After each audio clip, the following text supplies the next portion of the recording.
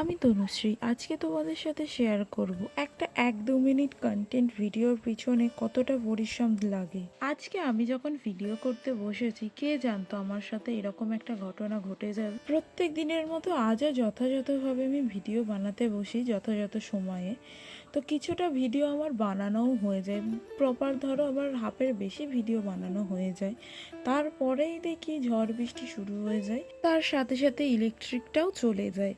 তো আমরা যেহেতু গ্রামের দিকে থাকি, একটুখানি যদি হাওয়া হয় না ইলেকট্রিক চলে যায় আর আসবেই না। আমি জানতাম যেহেতু ইলেকট্রিক গেছে 1-2 ঘন্টা পরে ঠিক চলে আসবে, তো আমি 1 থেকে 2 ঘন্টা পাক্কা ওয়েট করি। কিছুটা আমার মেকআপ বাকি ছিল, সেটা হয়ে যায়।